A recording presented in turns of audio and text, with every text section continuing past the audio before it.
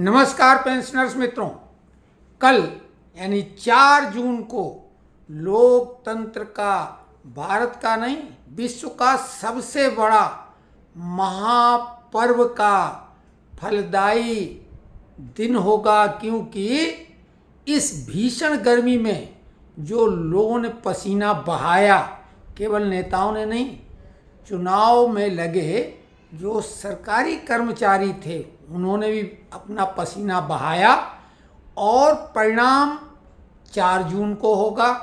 Exit poll 1 जून को आ चुके हैं, एग्जैक्ट पोल कल होंगे। अब आप कहेंगे पेंशन के मामले में ये कहाँ से आ गया? सब कुछ उसी से जुड़ा हुआ है। आपने देखा जैसे ही एग्जिट पोल आया और आज मार्केट खुला, यानी शेयर मार्केट, तो निफ्टी 1000 पॉइंट और सेंसेक्स 2500 पॉइंट की उछाल ले गया। तो ये बात हमने कही थी, जबकि आप लोगों में से कुछ लोगों ने क्रिप्टो और शेयर मार्केट के बारे में पूछा था, डिटेल में वीडियो बनाने का वायदा किया था। स्वास्थ्य गड़बड़ रहा था, किसी दिन बनाएंगे, लेकिन हमने कहा था कि जैसे ही परिणाम घोषित होगा मार्केट एकदम उछाल आ जाएगी।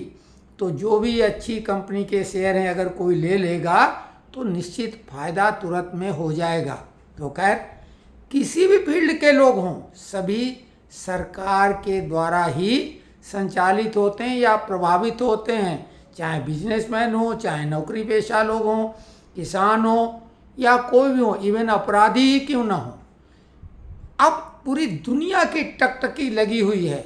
अमेरिका ने, चाइना ने, रसिया ने, सभी ने अपनी तरफ से, यही नहीं पाकिस्तान में तो कुछ ज़्यादा ही उथल पुथल मची हुई है।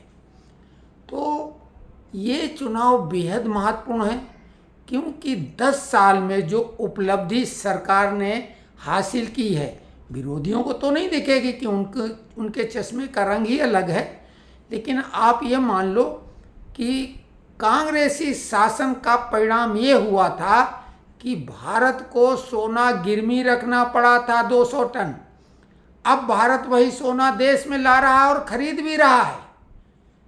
आप अनुमान लगा लें, जीडीपी विकास दर जो काल्पनिक कहती थी कांग्रेस की, ये संभव नहीं। कोरोना काल के बाद दुनिया जहां बुरी तरह से आर्थिक रूप से पिछड़ रही, बर्बाद हो रही, भारत कुलाचे भर रहा है और उसकी विकास दर 8.2, जो IMF इवन RBI के अनुमान से भी ज़्यादा। तो ये 5 साल बेहद निर्णायक होंगे, क्योंकि मोदी ने स्वयं कहा है कि ये तो ट्रेलर था, फिल्म तो अब रिलीज होगी। तो देखिए कैसे कैसे, क्योंकि जो चाइना की कंपनियां वहाँ से बंद हो के यहाँ लगी हैं, बहुत सारा जो इंफ्रास्ट्रक्चर बन रहा है, बहुत लोगों को रोजगार मिलेगा, क्योंकि देश की सबसे बड़ी समस्या बेरोजगारी है। और उसके पीछे से 2 वजह हैं, वो वजह तो कोई बताता नहीं, अंधाधुंध आबादी बढ़ ही रही। और गांव में जो समाहित होते थे लोग, एक ज़माने में 80%, फिर 75, फिर 70, अब तो 60% भी नहीं, गांव में 50-50 का रेशियो हो गया गांव शहर का। गांव में केवल बूढ़े और नकारा या नशेड़ी टाइप के ही लोग रह रहे हैं, बाकी सब शहर की तरफ रुख कर चुके हैं, क्योंकि सारा कृषि कार्य मशीनों से होने लगा है। तो बेरोजगारी का मुख्य कारण ये है। और शहरी लोग जो केवल अपना कल कारखाने में या शहर में व्यवसाय करके जो कुछ अर्जन करते थे, उनके ऊपर गांव वालों का दबाव पड़ गया, कंपटीशन बढ़ गया, उनकी मजदूरी भी कम हो गई, क्योंकि वो मजबूर थे, उनको तो मजदूर बनना ही है, वो उनकी मजबूरी है, लेकिन गांव वाले भी अब आ गए। तो खैर ये तो एक अलग बात। उसके बावजूद सरकार ने रोजगार सृजन के जो उपाय किए हैं, वो तुरंत तो फसल की तरह की गेहूं बोया और कुछ महीने बाद काट लिया। फलदार वृक्ष जब लगाए जाते हैं तो कुछ समय के बाद फल देते हैं, उसका सुफल अब इन 5 सालों में दिखेगा। तो निराश होने की बात नहीं। कुछ लोग हमारे दावों प्रतिदावों पर टिप्पणी कर रहे थे और उसको हमारी भाजपा के प्रति अंधभक्ति करार दे रहे थे। तो हमने आपको बोला था कि कोई रोक नहीं सकता, आएगा तो मोदी ही। हमने अपने चुनाव विश्लेषण में भाजपा एनडीए दोनों को मिला के 406 न्यूमरोलॉजी के हिसाब से सीटें दी हैं। 4-6 को परिणाम 406, और कांग्रेस को 0 हटा दो 46 सीटें। बाकी की तो बात ये अलग है, वो अलग से विश्लेषण करेंगे। तो आज महत्वपूर्ण मुद्दों पे चर्चा करेंगे, ध्यान से सुने। पहले तो कमेंट्स बॉक्स में हमेशा की तरह संजय कुलकर्णी जी, ये राष्ट्रवादी व्यक्ति हैं और बहुत अच्छा लगता है कि ऐसे लोग जुड़े हैं। संविधान के बारे में उन्होंने कहा कि 75% लोगों को तो जानकारी ही नहीं है, तो इसके बारे में कुछ बताओ। बेहद महत्वपूर्ण बात कही। और संविधान पे वीडियो बनाना भी कोई हंसी मजाक नहीं है, क्योंकि हमारा संविधान, उसका मान सम्मान तो है, लेकिन विचित्र है, विचित्रताओं से भरा हुआ है। भारत का संविधान भारत के बारे में कुछ नहीं ध्यान रखता है, सब कुछ विदेशियों से प्रेरित हो के विदेश से लिया गया उधारी में, इसलिए बहुत विशालकाय हो गया। दुनिया का सबसे बड़ा लिखित संविधान है भारत का। और भारत की रीति रिवाज, परंपरा, नियमों का बिल्कुल सीधे सीधे अनदेखी की गई। एक तरफ तो ये कहा गया कि सभी को समान अधिकार है, बिना किसी भेदभाव, धर्म, जाति, भाषा, संप्रदाय, लिंग के भेदभाव के समान अधिकार, लेकिन आगे चल के संविधान बिल्कुल सब अलग अलग दिशाओं में चले जाते हैं। खैर, संविधान के बारे में एक टिप्पणी कर देते हैं। हम क्या करेंगे, द्वारिका प्रसाद मिश्रा एक ऐसे मुख्यमंत्री जिन्होंने 3 प्रधानमंत्रियों के कार्यकाल में मुख्यमंत्री लगातार वो रहे थे, मध्य प्रदेश के पंडित द्वारिका प्रसाद मिश्र, जिनको उस समय चाणक्य कहा जाता था, इंदिरा गांधी भी उनके पैर छूती थी। उन्होंने संविधान के बारे में क्या कहा, राजनीति पे 100 दोहे उन्होंने लिखे हैं, और उन दोहों का नाम था शतक, यानी उनका राजनीति का वो दोहों का शतक था। तो उस शतक में से एक दोहा संविधान का है, भानुमति ने किया संविधान निर्माण, यहाँ वहाँ की ईंट का बना जनतंत्र मकान। तो ये तो कांग्रेसी दिग्गज ने कहा। खैर, हम संविधान पे निश्चित रूप से करेंगे और एक विश्लेषण करेंगे संक्षेप में, ऐसा कि संविधान के बारे में सभी लोग जान लें। क्योंकि संविधान में 127 संशोधन हो चुके हैं, तो संविधान का मूल स्वरूप एकदम से बदल गया है। कहाँ से पकड़ा जाए? स्वाभाविक है, वर्तमान में जो संविधान बदलाव के बाद है वही असली है। प्रियम्बल तक बदल दिया गया, तो किसी दिन संविधान के बारे में बताएंगे। लेकिन हाँ, इतना जरूर कह देते हैं कि संविधान का मतलब कानून नहीं होता। कानून जिसको देसी भाषा में लोग समझते हैं वो नहीं है। संविधान में मौलिक अधिकार और बाद में कर्तव्य भी जोड़ दिए गए थे। वो फंडामेंटल राइट का एक है, और सभी के लिए सरकारें, क्योंकि संविधान का पहरुआ राष्ट्रपति को बहुत बड़ी टीम मिली हुई है, उसी में प्रधानमंत्री और फिर प्रधानमंत्री के सलाहकार मंत्री, उपमंत्री सब रहते हैं। ये सारे संविधान की रक्षा के लिए हैं, संविधान के अनुसार शासन चले इसके लिए हैं। तो संविधान में है क्या कि नागरिकों ने अपने सारे अधिकार समर्पित कर दिए हैं शासक को, जो कि मुख्यतः पहरुआ है राष्ट्रपति, और उन अधिकारों के आधार पर ही कहीं पर हमारा अगर अधिकारों का हनन होता है तो हम कोर्ट में जाते हैं, सुप्रीम कोर्ट तक जा सकते हैं सीधे। और कर्तव्य बाद में जोड़े गए, कर्तव्य पहले नहीं थे लेकिन बाद में कर्तव्य भी जोड़े गए। तो वैसे संविधान फंडामेंटल राइट कहलाते हैं। लेकिन जिनको सरल भाषा में कानून कहते हैं, कर्मचारियों के कानून, इंडस्ट्रियल एक्ट वाले रहते हैं, कारखाना अधिनियम और फैक्ट्रीज एक्ट और फलाना श्रम अधिनियम, बहुत सारे अलग कानून, इतने कानून हैं कि आदमी कितना भी जानकार हो वो सब कानून नहीं जानते। वकील भी अलग अलग स्पेशलिस्ट होते हैं, जैसे डॉक्टर होते हैं। लेकिन सीपीसी, आईपीसी, सीपीसी, सीआरपीसी वगैरह वगैरह बहुत कुछ, सिविल के अलग हैं, क्रिमिनल अलग हैं।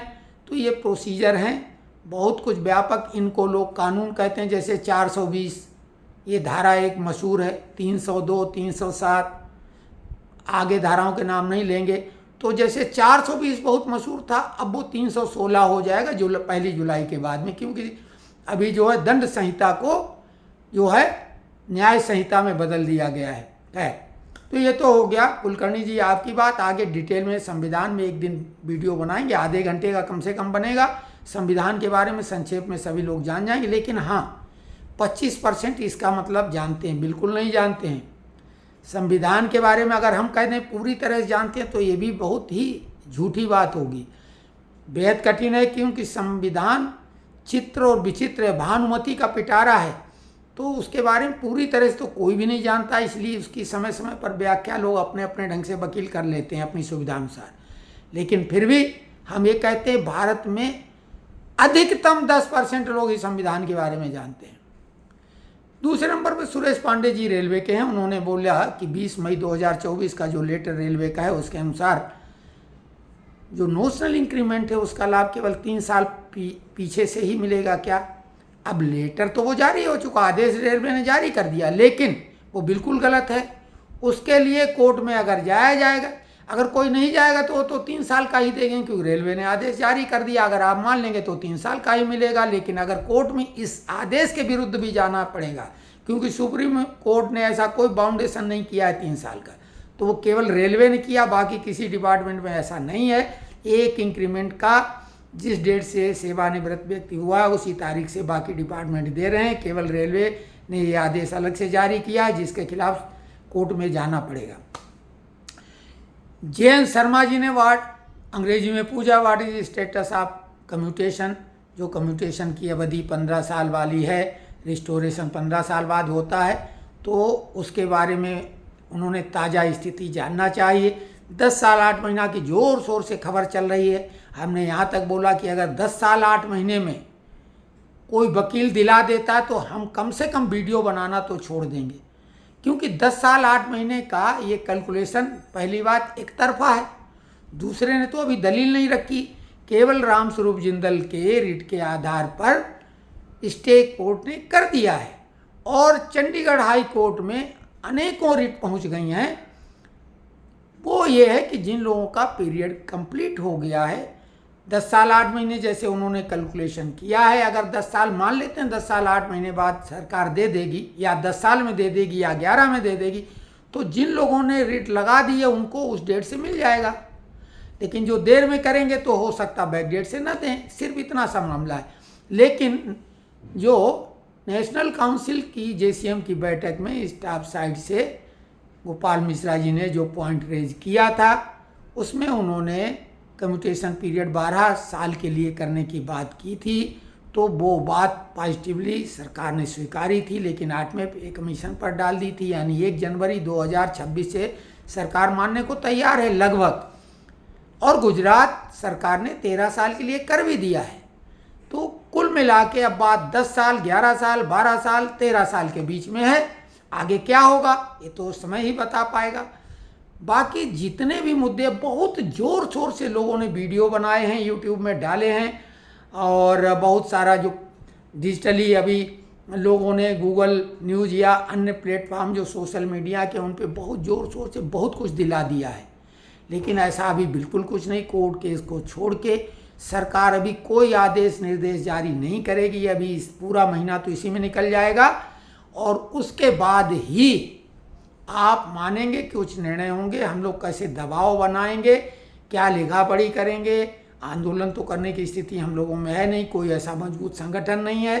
लेकिन अगर आंदोलन करने के लिए हमने बोला 100 लोग भी तैयार हों तो हम बिल्कुल हैं, और किसी भी हद तक नियम कानून के दायरे में रह के हम आप लोगों का साथ देंगे तन मन धन से।